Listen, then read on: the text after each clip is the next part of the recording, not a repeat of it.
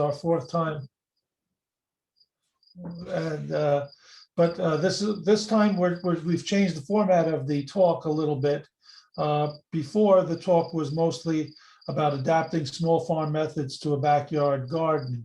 And with the advent of the pandemic and a lot of concerns over food safety and food, the delivery chain and the supply chain and everything that was going along with it, the safety of the food, so we were asked if we could adapt the talk to be more about people learning to garden at home, a vegetable garden we're talking about primarily, because people felt that at least that they could provide some measure of produce for themselves.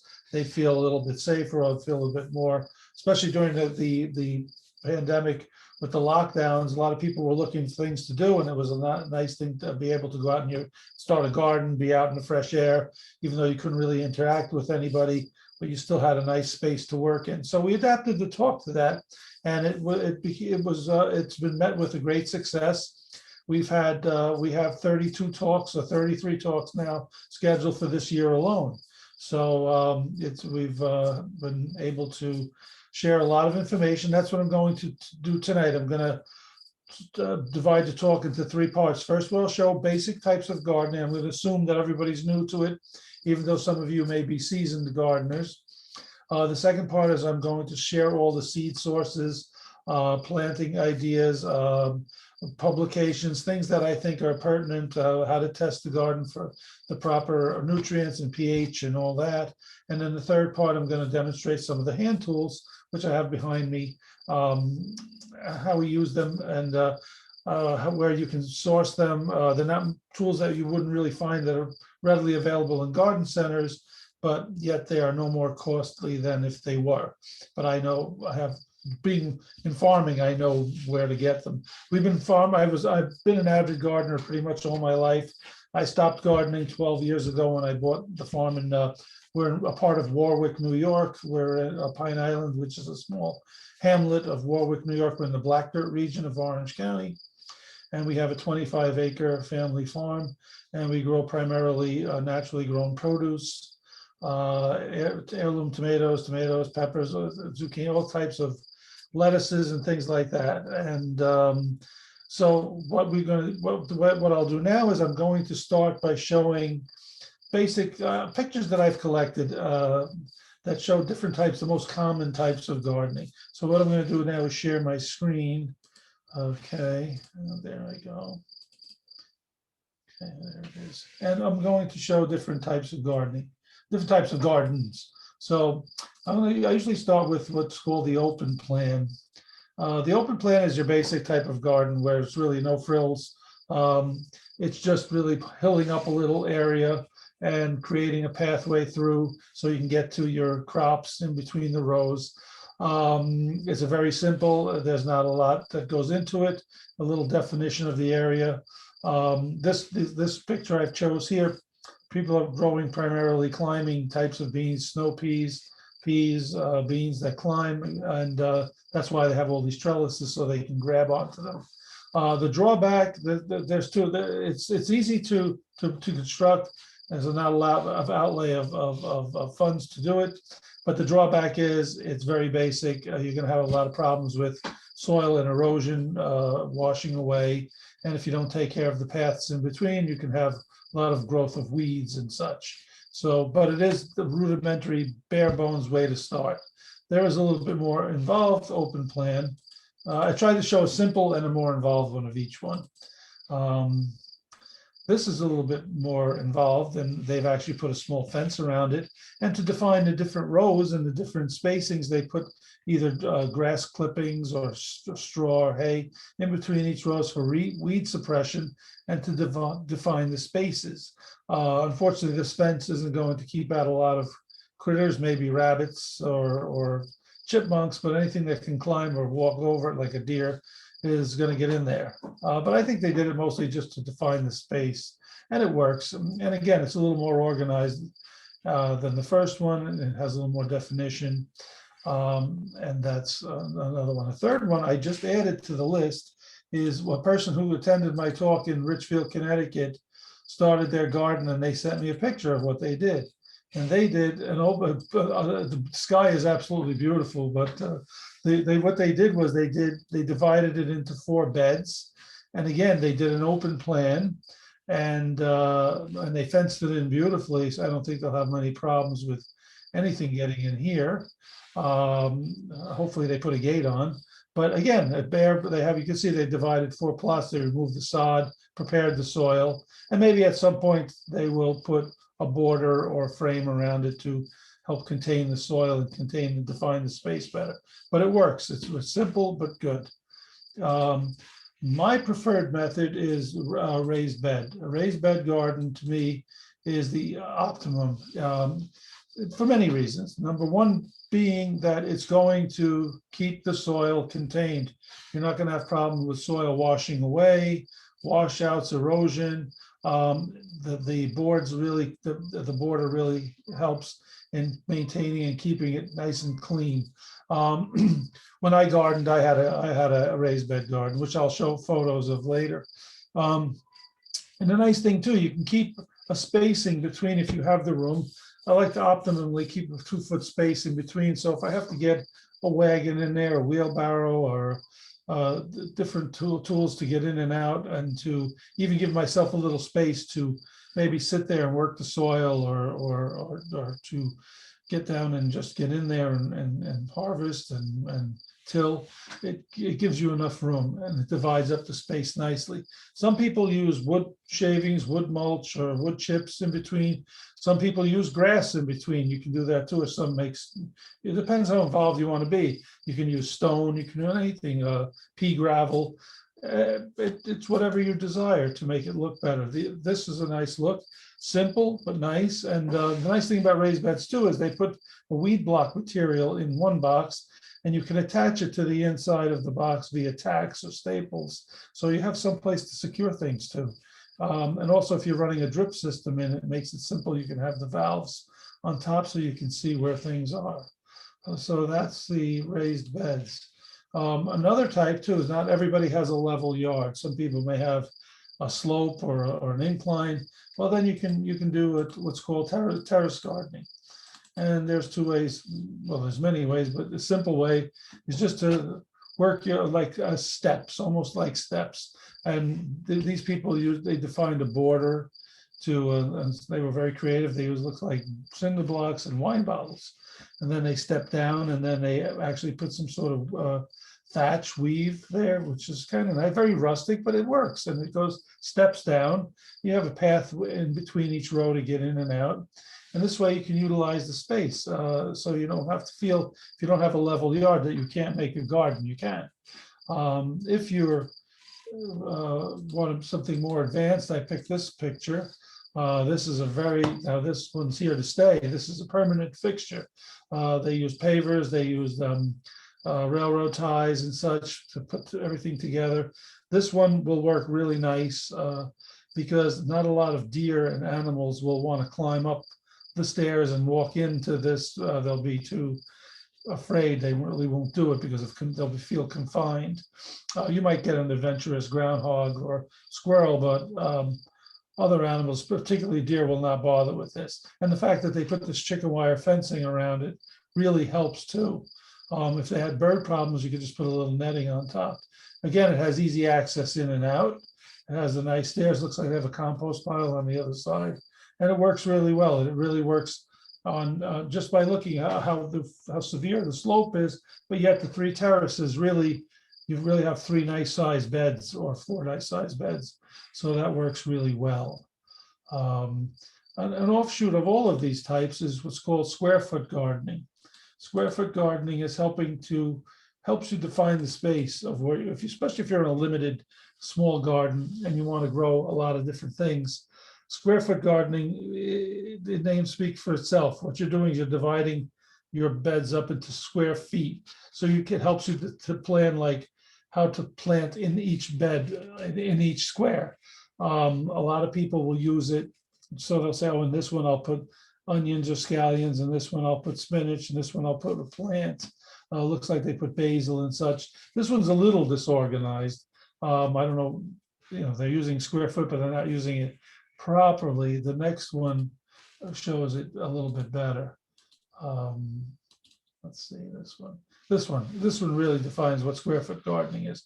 These are pepper plants in the foreground, and pepper plants like to be spaced out because they're going to grow, and you don't want them to grow into each other. You want them to have a little space so that the plants stay dry, they don't accumulate moisture where you can get mold and mildew and the fruit can rot. You want to have space in between. So what you'll do by centering each one in each square foot is you're assured that it's going to be at least a foot apart from each other in all directions. If some plant needed more room, like for example, if I had tomatoes in here, I would actually leave every other one blank because the tomatoes are a vine plant and they'll really want to grow. But here it looks like they have parsley in one thing and basil in the other. And that's great because those are just plants that grow as little groups anyway, so that works fine. So this is it. And then what they did, they took it to a different level by having this little weave in between, and it's more of a permanent structure than the one that I showed previously, where it looked like they used some sort of tape or something to do it. Let's see what we have next. I have one of the latest trends now is pallet gardening. And pallet gardening has caught on because it's very simple to do. It's inexpensive because pallets are so easily obtained. You can go to any stone place or any place that sells tile or such, and they usually have piles of these things outside, and then most of the time they give them away. I just bought I didn't buy, actually I was given a bunch of pallets from a garden center. I asked them if they wanted to get rid of them because they get all their shrubs and everything delivered on these pallets. And what I like about pallet gardening is it's a self-contained portable type garden. It's modular. You can add to it, you can take away from it, you can move it to another side of the yard. It's not a permanent structure, but yet it is a structure. So the nice thing about the pallet is you fill soil inside of it. I put edges on each one. We use it at the farm to grow herbs in. Because we don't grow herbs, a little goes a long way. So we'll put lines of pallets and we'll do rows of herbs, rosemary and oregano, things like that, thyme. And the nice thing about it is each board forms its own little weed block. So you only really have to contend with weeds where the plants are. But as the plants grow, they'll block out the weeds, especially if you thin the weeds out. And it also has a nice appearance. And as I said, it's modular. So if you decide one year, I liked it on this side of the backyard, but I think I'm going to move it over there, or I'm going to add to it, or I'm going to do levels. You can do so much with it. This is a very successful one. They have all different types of things. Looks like everything from spinach to radishes to some sort of collard greens. It looks like to me. I can't really tell from the picture. But there's another one that I have a second one. I like this shot. This one is all lettuces, and I think this works really well for lettuces because it does two things. It looks great. It looks almost like a flower garden, but yet it's all edible. And they have all different types of lettuces in there, everything from romaine to bib lettuce to red oak leaf, curly leaf. Looks like they have some arugula in there. Looks like they have some curly green lettuce. And the nice thing about it is the boards can help you show if you cut the lettuce maybe 2 inches above each of those boards, it'll help you to see that the remaining part will grow again, and within a few weeks you'll have the same type of look. It'll just keep coming back. Not so much the romaine lettuce, but the others will. So you can use that as a guide. And also I'll show a way to preserve the boards so that you don't have to worry about the boards rotting, but yet you won't be using anything that has any carcinogens or anything that's dangerous, especially since you're putting it near a food source. So that's what we call the pallet gardening. I did say I'd show a couple of pictures of mine. This was before I had the farm. This was my garden, and I used raised beds. And there was a lot of sandstone on the property when we bought the house, and piles of it from when they had built the house. So I just made my own pathway. I put some sand down, and I did like a puzzle, just found stones that kind of fit next to each other and interlocked them and put sand in between and then swept it. And again, I kept them 2 feet apart.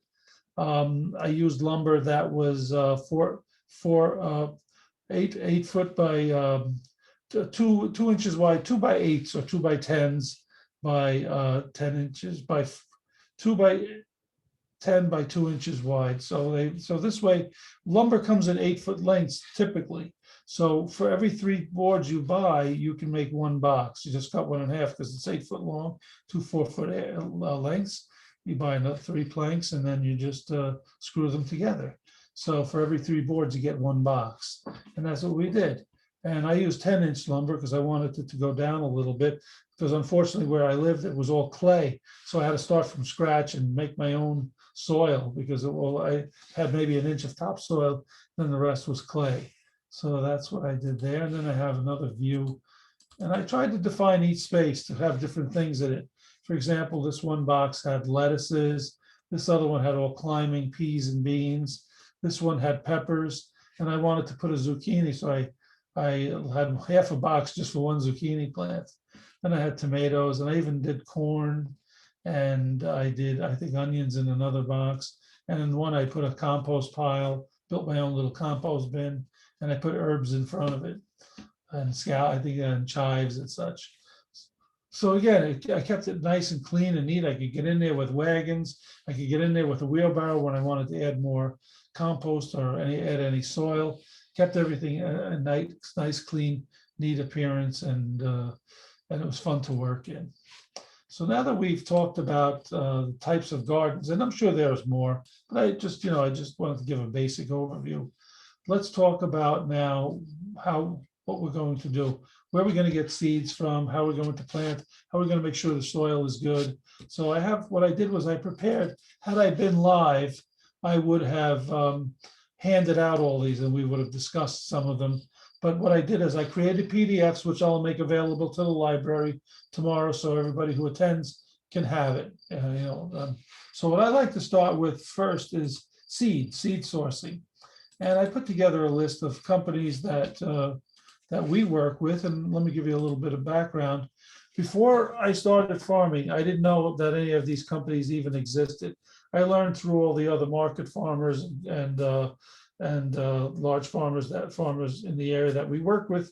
I asked them, where do you source seed? I mean, I can't go, now that I'm growing on acreage here, I'm not going to go to the garden center and buy hundreds of packets. I need to know, what can I do? So they said, well, this is the sources that we use. And I'll go through a few of them because a couple of them are really important for gardeners as well as for farmers. All these sources work great. You can buy anything from a packet of seeds up to a 50-pound bag, and it'd be no more expensive for the packets than if you went to your box store or you went to your local garden center. Except these seeds may be a little bit more of a higher quality, and the germination rate is very high, which means that when you put the seeds in, 95 to 99% of the seeds are going to come up. There's nothing more frustrating than when you plant these seeds and then only half, after you waited a few weeks, only half of them have come up. And then you have to start all over again. So the one we use most is Johnny Seeds. I'm sure maybe some of you have even heard of the company. They're in Maine. They have a great selection. Most of their seeds are organic or hybrids. None of these companies use GMO seeds, which is really great. And when you call them up on the phone, you get a person. And I like to order rather than on the website. I like to order via the phone, because if they ran out of something that I like, they'll usually suggest something that's close to it. So and you'll get somebody knowledgeable if you're having problems with any kind of technical question you may want to ask.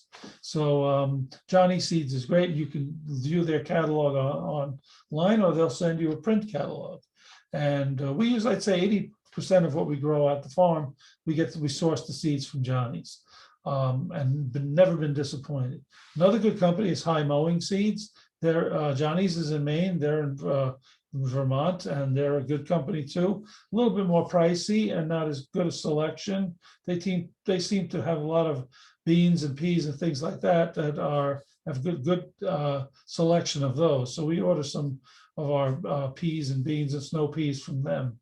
A great organization that I recommend that all gardeners join is seedsavers.org.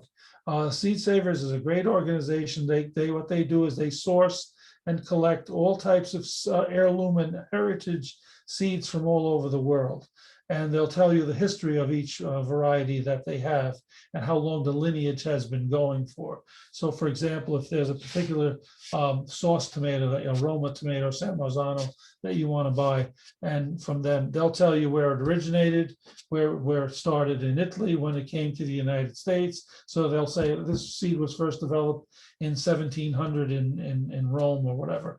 And then it was brought over to the United States in 1850, and then it was brought to this state, blah, blah, blah. And that lineage has been going because they've been keeping the plants growing and collecting the seed since those times. So you'll find varieties there that you won't find anywhere else.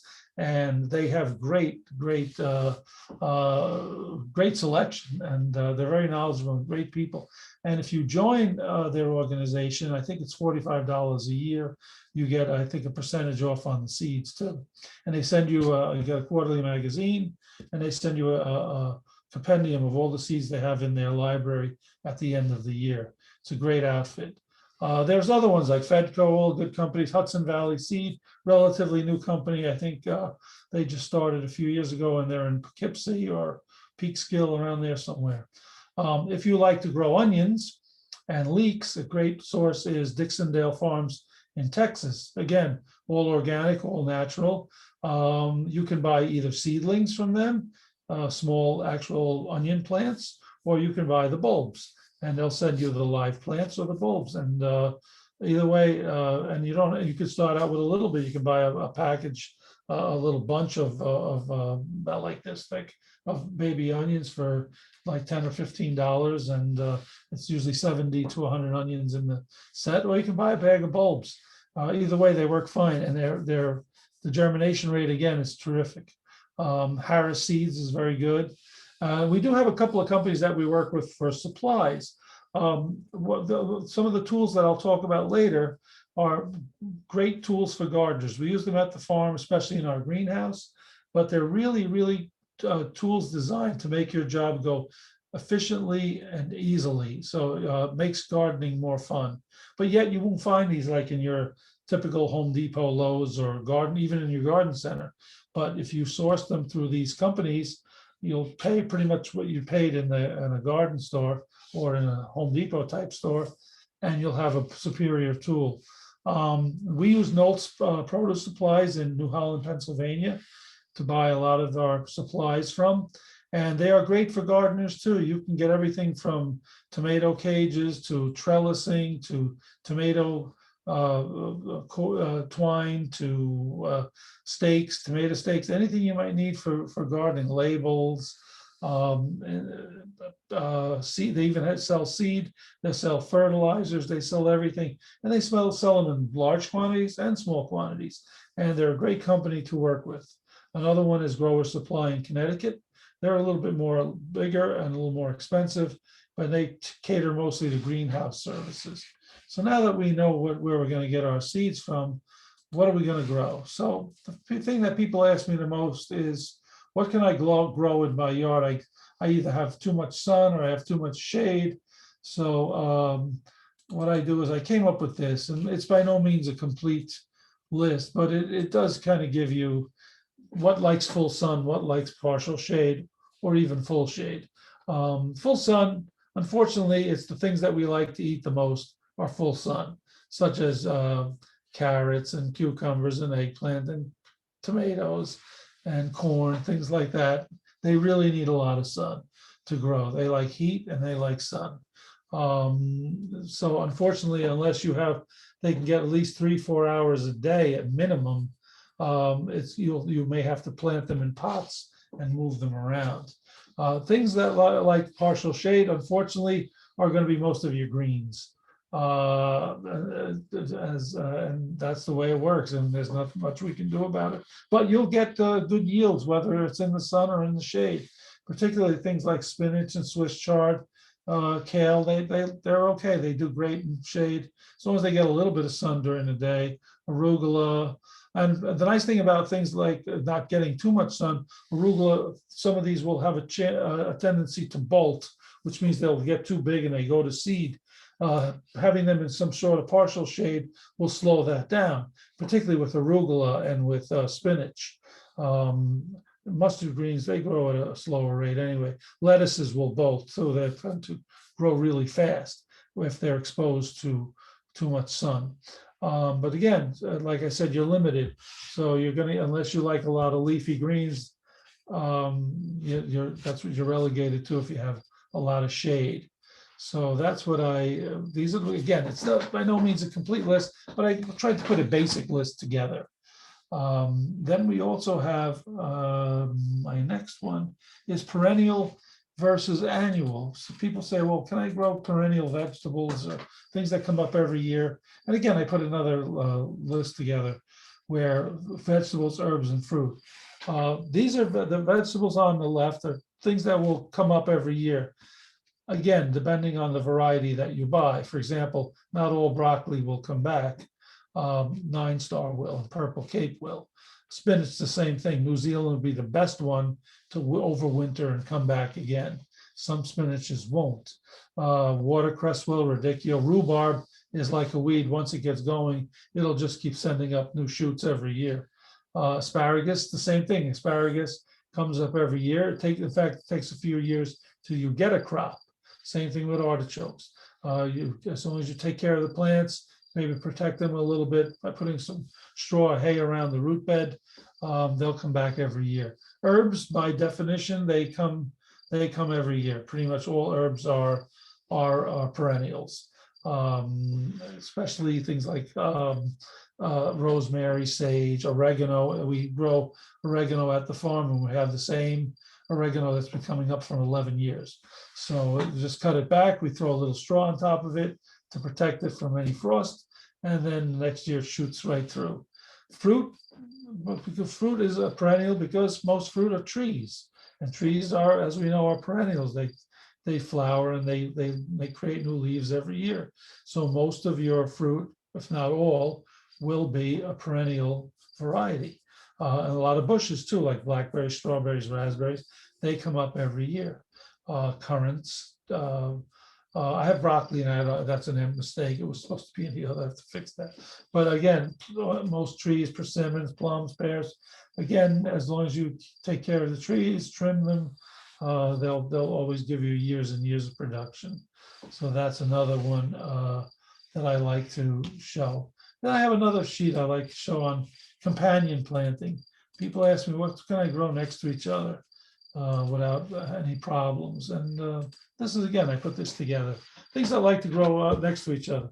Why do they like to grow next to each other? Because certain plants give off certain gases or use certain gases. One plant may emit more oxygen, may use more carbon dioxide than another plant, and may give off more oxygen. And that oxygen will be used by a plant that may want that oxygen.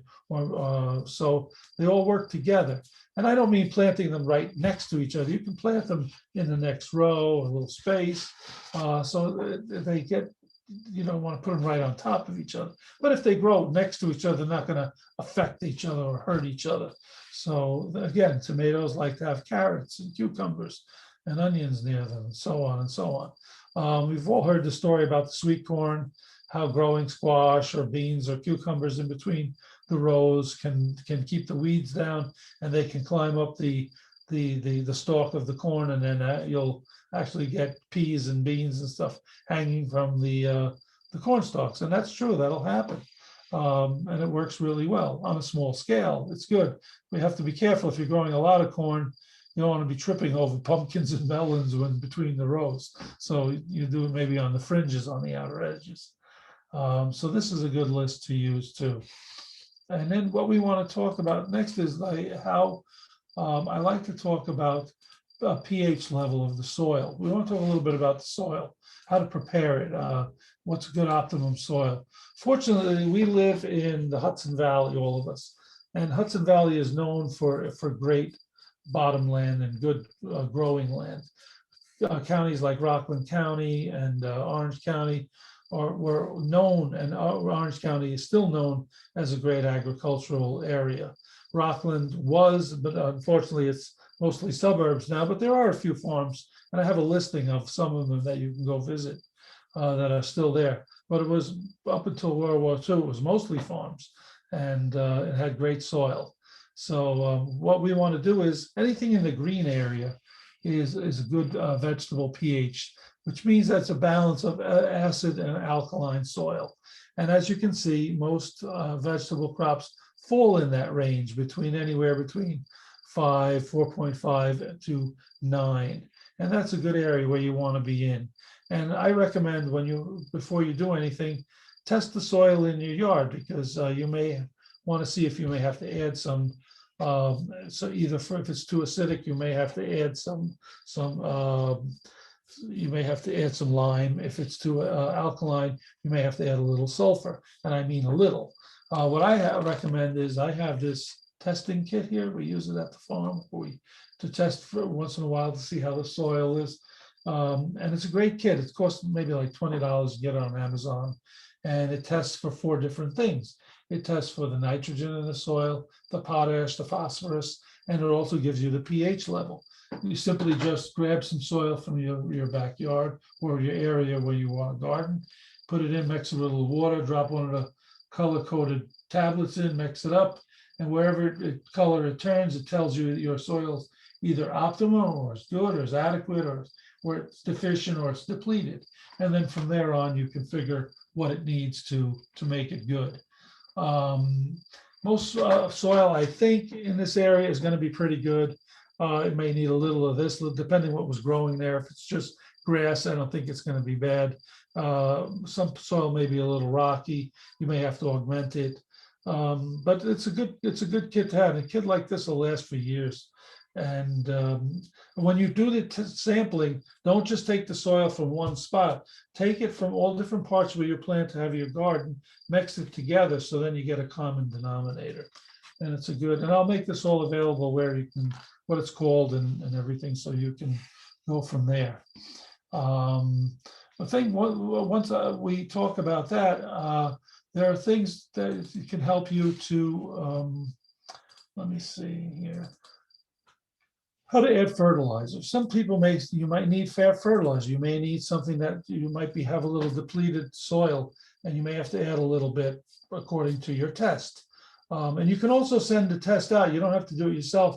Every county has an ag extension agent, an ag extension department, which is a branch of the USDA and the FSA, which is all about the farming of the United States.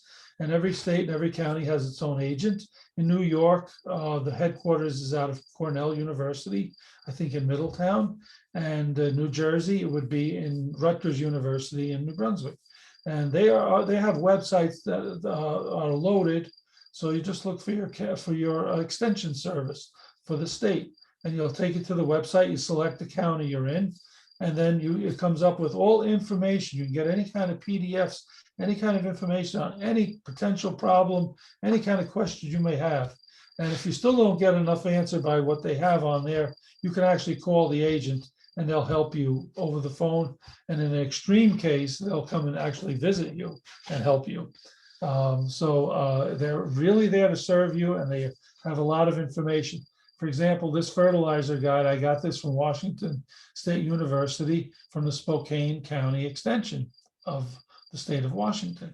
This fertilizer guide is great. It shows what kind of fertilizer to use, how much to put in, when to put it in, for all the most common vegetables that people will grow in their garden. And it has like 3 pages of veggies and such. Shows you how to apply it, which is called dressing the soil. And I've got this from there, and I'm going to include that. And I also have another one that I got from Rutgers, which is called fertilizer. This one is good. This one gives you a little overview about what fertilizer is and how it works. And most fertilizer is basically what they call a 10-10-10 or a 10-5-10, which means that's the percentage of what's in the bag. 10% of potash, 10% nitrogen, and 10% phosphate. And they mix it with an inert ingredient so you can apply it. Never use like something synthetic like Miracle Grow or anything like that, because what it does, it puts synthetic nutrients into your soil, and then it destroys the natural nutrients. And so you always have to keep adding more and more and more. And if you stop adding it, the soil is just neutral. It has no value at all, and you have to start all over again. You're better off with a natural fertilizer. And I would get these at a local garden center. And just ask them, tell me you just want a basic fertilizer. There are a few good ones out there that they have different ones that I'll include in my what do you call it, when I send the handouts. There's a couple of things called Biotone, which can add a lot of nutrients in there. Bumper crop is another additive, and again, they're all natural, they're organic.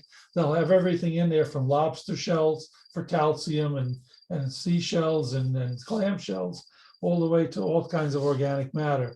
And they make the gardens really, really pop. And again, it's all natural, so it's not going to hurt anything.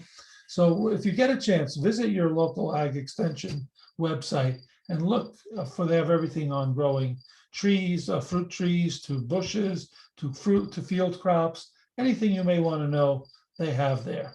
And it's really, really great to make use of it, because it's there to help everybody. I also included, which I'm not really going to go over tonight, how to deal with groundhogs and deer damage, because there are, especially in Rockland County, you can have a lot of problems with deer damage. One of the things I really recommend is a product called Deer Scram. It really works. What it is, it's made, it's a granular thing. You have to apply it to the edges of your garden. It's made from dried blood. And what happens is the deer smell predator and they stay away. The problem is once it rains, you have to apply it again, but it does work. You can use other things which are in here, anything from strobe lights to sprays that have hot pepper sprays and such. But we found this, we used it at the farm when we did have a little bit. A few years ago, we had some deer, but the deer normally just pass through.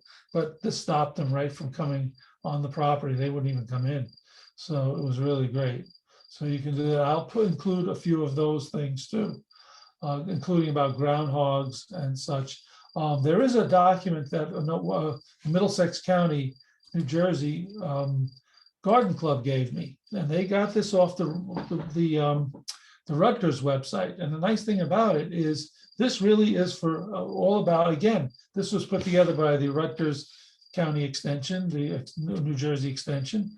And this will tell you everything about starting a brand new garden, all about everything, every consideration for new gardeners, what to do, how to do it. And then it also has links to a lot of publications and information on growing in containers, growing and adding nutrients, whatever you might need, insect control, it's all there. And you just click on this, it'll take you to tons of information. So again, I'm going to include that too. Then I mentioned that about local farms, and I'm sure some of you know some of these farms. If you get a chance to visit them, they also help you to give you inspiration for growing your garden, because a lot of them now, not only are they farms, but they are garden centers too. And there are some, I included ones in Rockland County.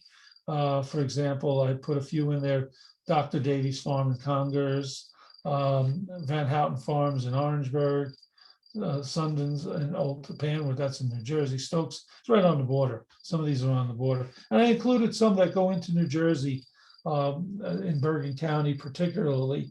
And there are a few that are really interesting that you could go and visit and get a lot of good ideas from. So please look at the list and visit their websites, and you can do that too and see what how that works. It's how other people are still farming and doing it locally. It's really good. If you have a problem in your garden with pests, we use at the farm Monterey Garden Insect Spray, and it's OMRI. It's organic. It's not going to harm your pets or yourself. It's not going to harm the bees, but it is going to get rid of all the real bad mites and pests and beetles and potato beetles and such in fact, today on our farm, we had some potato beetles that were starting in on the eggplant already. So we sprayed the Monterey spray on there to get rid of them. And this is a quart, you can buy a pint. The pint will last you forever. You don't have to really mix big quantities. So something like this is always good to have. Again, you don't like to really spray, but if you have to, use something that's organic. And unfortunately, like I said, with the organic sprays and things, is that they wash off after rain. Try to do it if you look at your weather forecast, and if it's going to be 4 or 5 days without rain, spray then at the beginning of that, because you want to get as much deterrence as possible.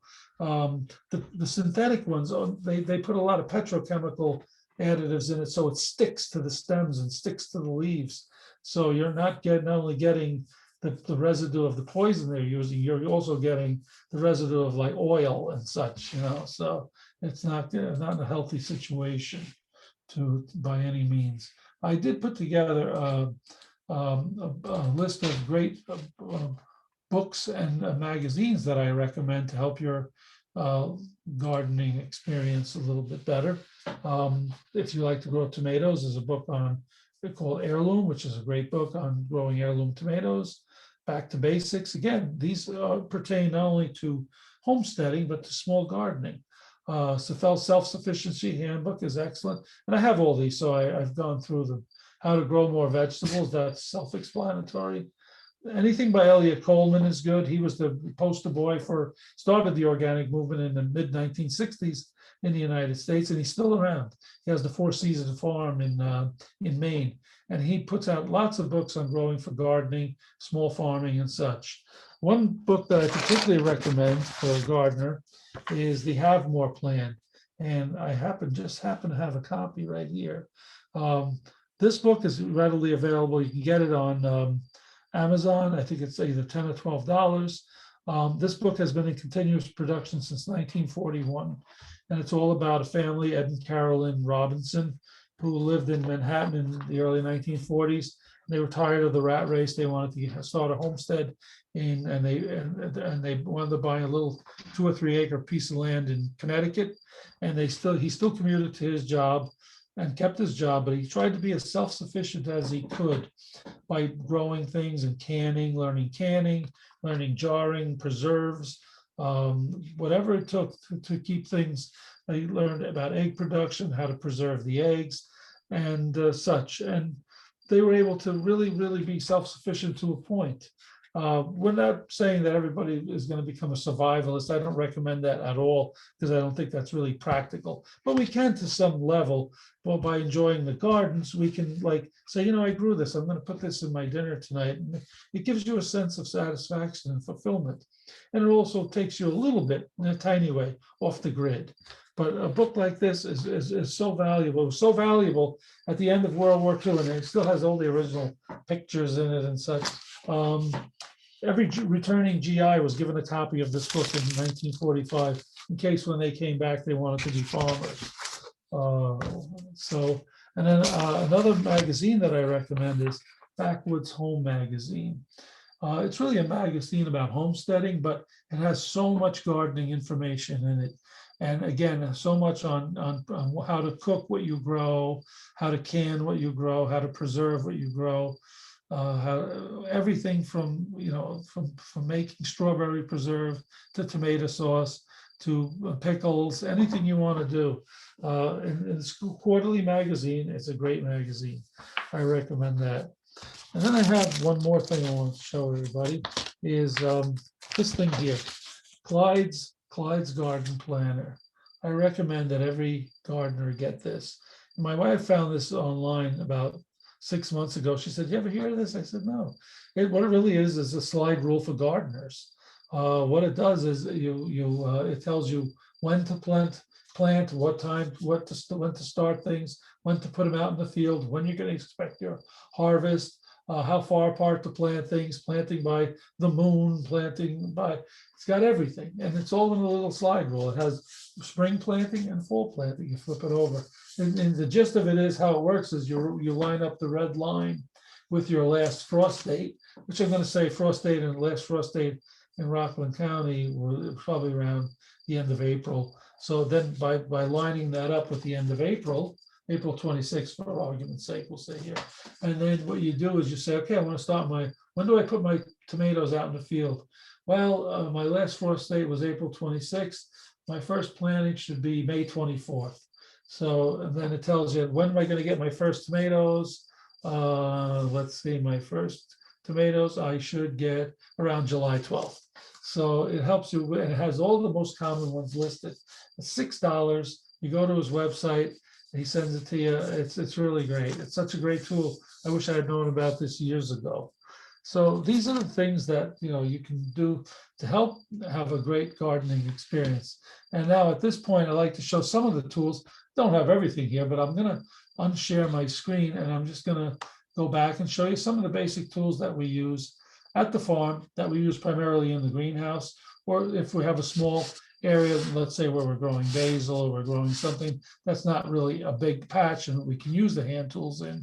I'll show you what we do. Okay, so I'm going to get up from this noisy chair that I have here. Okay. So when you have hand tools, it's always good, to have a good set of good hand tools that's going to last you a long time.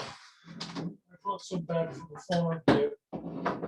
We use around the plants or preparing a bed. It's always good to have a good hoe. And I recommend a hoe of this size, maybe about 4-inch. If you go to your Home Depot, your garden center, they have these big half round hoes that they sell that are very flat. They're almost too big for a small gardener. You want something that's going to work. You're in a small space, you're dealing with small plants at the beginning of the season, and you don't want to do any shocking or damaging to the seedlings as they're taking root if there's a weed next to them. So a nice thing about a tool like this too is that it's modular. If the blade breaks, the blade is held by 2 screws. You don't have to go out and buy the armature. You don't have to buy another handle. You just buy the one piece that you need. When this we take off, we sharpen it and we put it back on. Some of the tools that you buy in these box stores, everything's riveted together, so you have to go out and buy the whole thing if one part breaks, because you can't even take it apart. This is all held together by screws, so if you need to, the handle breaks, you just have to replace the handle and you can just unscrew it. What I recommend with wooden handles is, I like to put every season at the beginning of the year, I like to put a coating of mineral oil on it, because then it soaks in and it preserves the wood longer, because it's going to be exposed to the elements. You're out in the dirt and the soil. It could be muddy, could be rainy, but you want to protect it. The longer you protect the tool, the longer it's going to work for you. If you're dealing with small seedlings, you can use small, let's say you put little transplants in there, just starting to come up with their weeds, but use a smaller hoe. We use the small one, and it's offset, so it's not going to hit the plants as it's working. It's going to go above it. So, and then you can use them again on the side as a scraper, or as a little hoe, or as just to scrape the weeds. And again, anything goes wrong, have screws, you can just replace part of it. You don't have to replace the whole thing. So you want to have a variety of tools for specialized things that you're working on.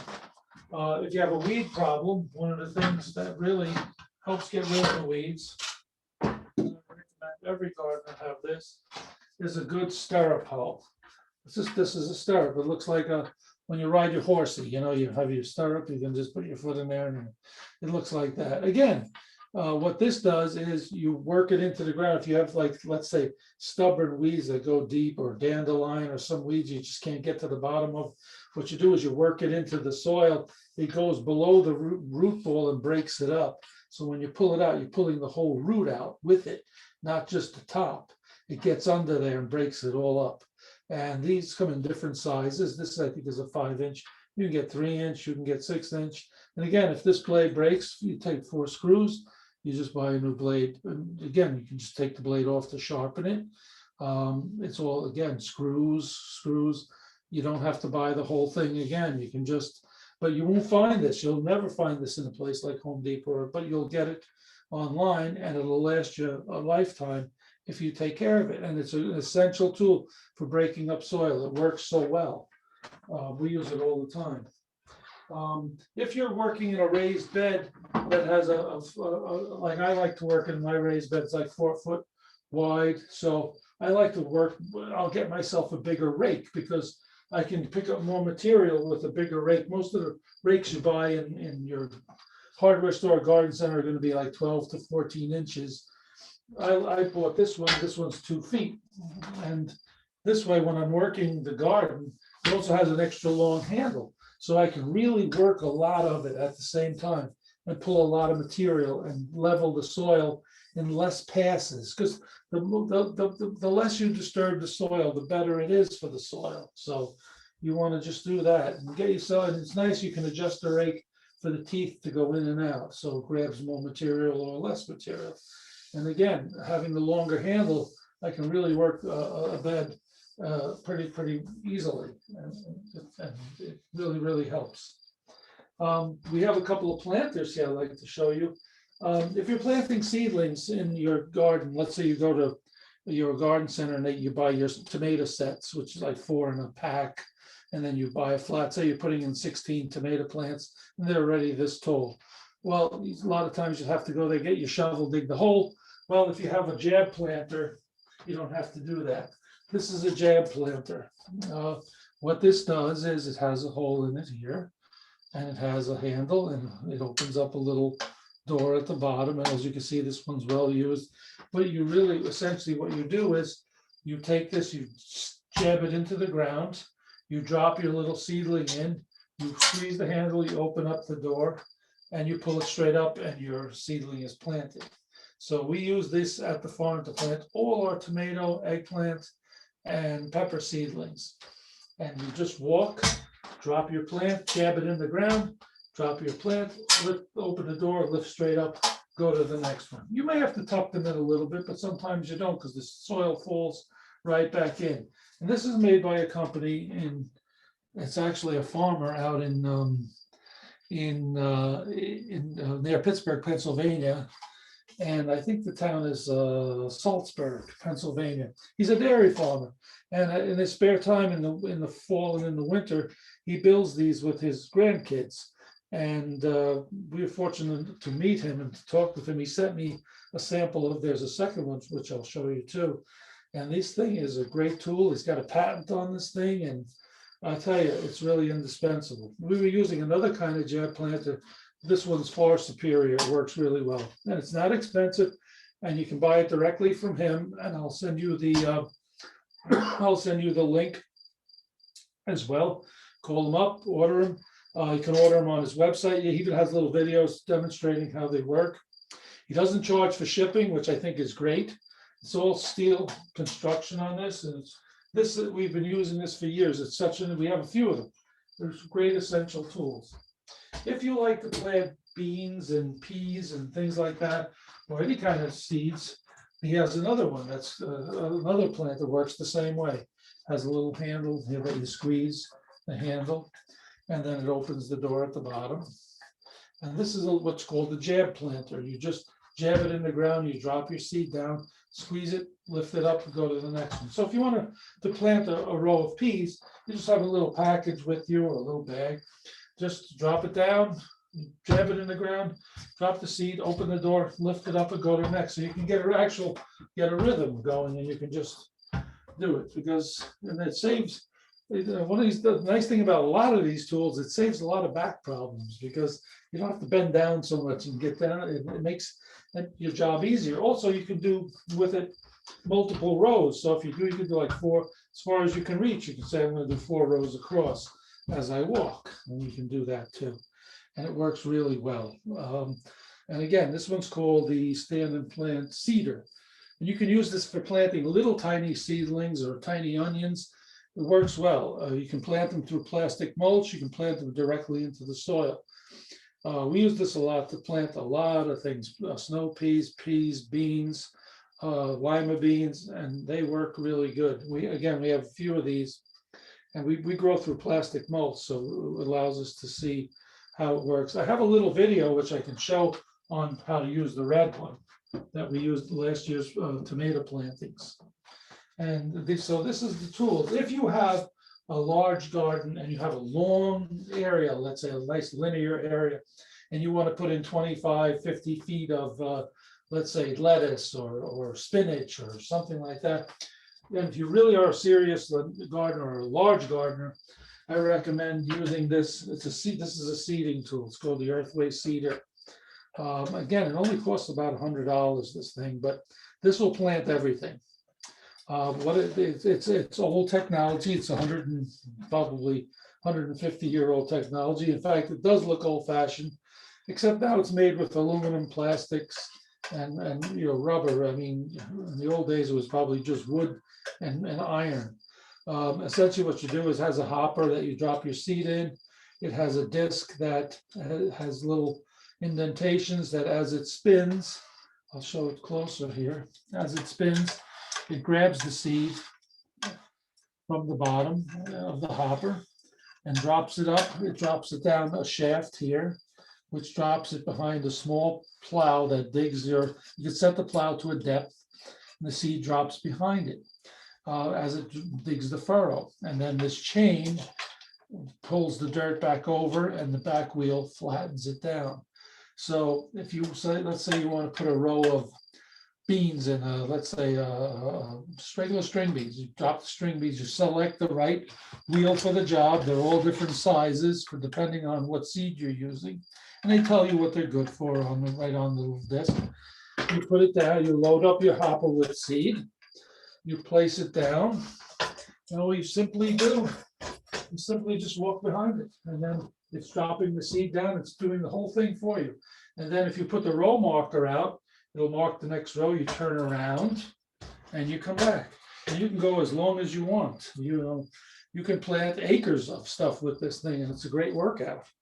Or you can plant as little as 25 feet or 15 or 20 feet. Has its own stand so it doesn't fall down. We've been using this for years. We've had this since we've had the farm. We used it to plant corn. We used it this spring to plant spinach and to plant cilantro. Rows and rows of it just with this. We leveled our soil, and then we just went out and did it. So these are the kind of tools. And then of course there are hand tools where you can get shovels. We recommend shovels if you want little things to plant bulbs in, bulb planters. You can put the bulb in, and then it makes a nice hole in the ground. Anything for any kind of shovels. So I use this old screw box. So I use this primarily in the greenhouse when I'm going to do some planting. I have all my tools and everything in here. Another thing to consider too is watering. If you don't like to just stand there with the hose, get yourself a little timer. This timer is great. You can hook up either with an oscillating or with a fan type system. And you just hook the hose up and then you feed it out, and you can set the timer for how many hours every day, every other day. It's a great tool. It uses 2 AA batteries that last all season. And we use this in the greenhouse. It's waterproof. I think it's only about like $30, and we have a couple of them and they work great. You can do that too. If you want to start your own plants, let's say you want to start growing your own things, I recommend getting a heat mat for it.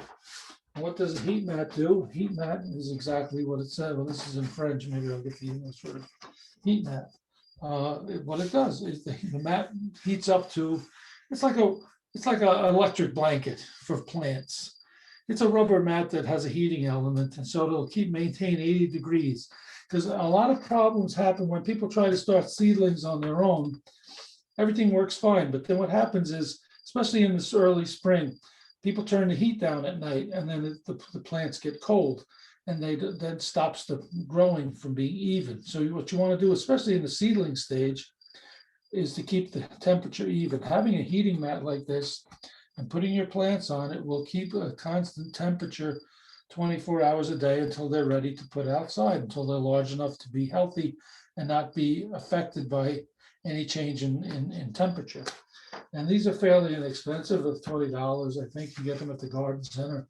And if you want to, when I had my garden, I used to use them to start it, but I don't do that anymore because now we send a lot of our plants to a greenhouse service to let them start them for us, because it's a little bit more, with growing such big quantities, we can't do it. But these are the things that make gardening fun, having the right tools, having as much information as you can, looking it up, working with it. There's lots of books. For example, I have this book here. My wife got me this book. It's called Success with Small Fruits. And the book was originally printed in 1880. This is the second edition that came out in 1900. We use this book as a guide when we plant our strawberries, blackberries, and raspberries. I use this book because this guy, E.P. Rowe, who was from Cornwall, New York, he knew Rockland County intimately, all the farms, Closterdock Road, and where they used to ship everything to New York. It's all in this book on how to grow it. He has all these pictures. And the funny thing about it is I looked it up on Amazon. It's still in print, in paperback. You can still get it easily, readily available.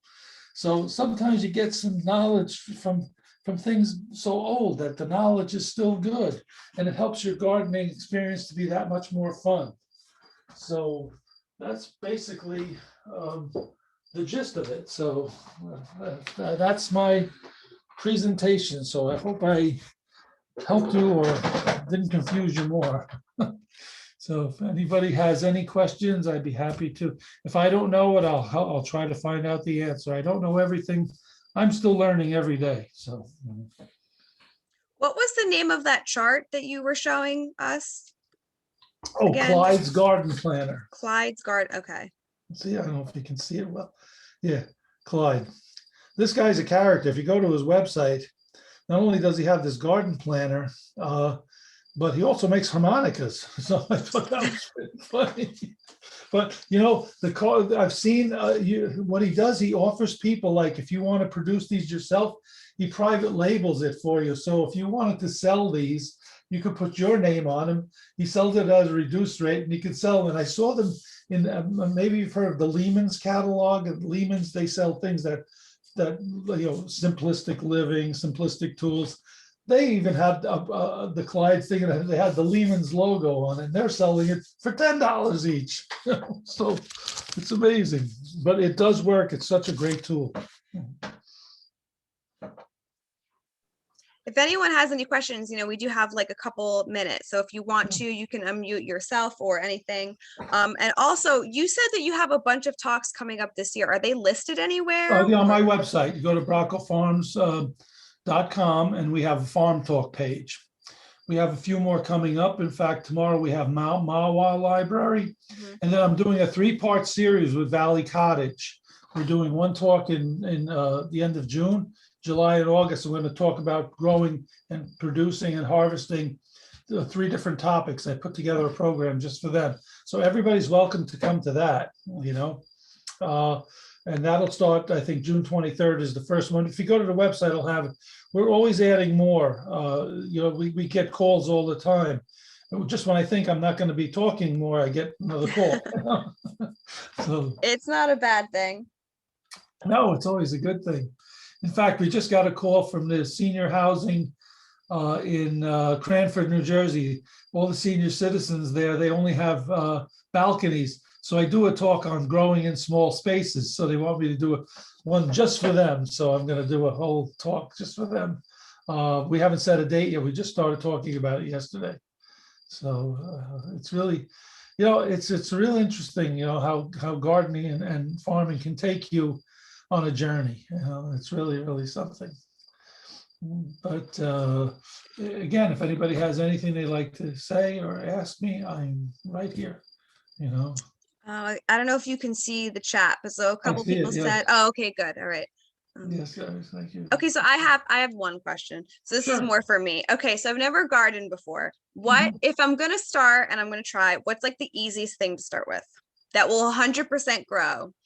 Any kind of lettuce. Put lettuces and radishes. Throw radishes. You get a crop every 2 weeks. It's amazing. You just throw a handful of seeds in, boom, they come right up. Radishes, lettuces. I always recommend things like that to start with. And if you really want to, if you like tomatoes and stuff, just go to the garden center, get a set of 4, and just put them in the ground. That's it. They'll grow as long as you take care of them. Actually, really just water them. There's really no big secret about it. But lettuces, things like that, and radishes, the simplest things in the world to grow, to start. Um, there's other things, but they get a little bit more complicated, but things to start from seed, things like zucchini. Zucchini come up so fast in 5 days, they're out of the ground and they just keep growing and growing. So, but you have to have a lot of space for them because one zucchini plant can take up about 4 foot circle, and unless you have a lot of space, you're just gonna, you use it for zucchini leaves and that's it. Someone Um, asked, can you grow Swiss chard in a container? Absolutely. But always make sure when you do container growing, whether it's a vase or whether it's a ceramic thing or it's a terracotta, make sure it's big enough and deep enough. People never get this, they think, oh, it's small, but the root system likes to go down. The root system likes to go deep in all of these plants and they like to spread out. So start with something almost that you think is larger than you need, and you'll see it'll fill in. And the depth is always good, at least 6 to 8 inches in depth. Swiss chard will grow really big if you let it go, but also you have to remember what you see on top of the growing out of the ground, your roots are going in the opposite way, usually almost the same size as what's above the ground. So the one reflects below, one reflects above. So you need to give that root system an area. You never want to like make plants root bound because then it just stunts the growth and you don't get a good crop. But absolutely, Swiss chard grows great in containers. And the more you cut it, the more it comes back, keeps coming back all season. Get a rainbow Swiss if you do. It's all different color. All the stalks are different color. They're either white, they're yellow, they're red, they're green, and it looks really great. It doesn't affect the taste, but they just look really good. We grow rainbow Swiss at the farm. So look for rainbow if you can get rainbow Swiss chard. But yes, absolutely, it'll grow great in a container. Okay, so if nobody has any more questions, we can end. I know we kept you a little longer than we were supposed to. I'm sorry. Oh, no, I love doing this. I could talk all night. Yeah, you're great at it. That's like the most thorough thing I've ever watched. No, I try to give as much information because there's so much to know. And I try to jam pack it. I know I'm overloading everybody, but I try to, and that's why I work with Rosemary. That's why she likes, like I've done this so many times with her because she likes all the information we give. In fact, she had us do a program last year where I brought my son in because my son 5-6 years ago now, I built him a chicken coop at the farm and he became this expert in raising egg layers and he shows them at State Fair and he shows them. So she asked, can you put a talk together on building your own chicken coop? And so we did the whole thing for her. So it worked out really well. Well, good. If anybody wants more, let us know. We'll have you come back. We can do it. Well, a funny story. We have one hen that we brought with us to one talk one time. She was a little what is it? Leghorn, white hen. And I went to the feed store up in Sussex, New Jersey, and there was one little hen in with all the rabbits. And I said, why is this hen here? She said, oh, it's the last one. And she was the low hen in the pecking order. In fact, she was all beat up and her back was she had a lot of wounds and everything. They were putting, what do you call it? Antiseptic on it, purple antiseptic. And I said, well, I'll take her. How much? They said $5. I said, great. So my son, we took her home to our house, which not at the farm. We brought her home, we put her in a cat crate and we put peroxide on her. We put the antiseptic and we took care of her for 2 or 3 weeks in our house. And then we introduced her to the flock up there. And she's like an award-winning egg layer now.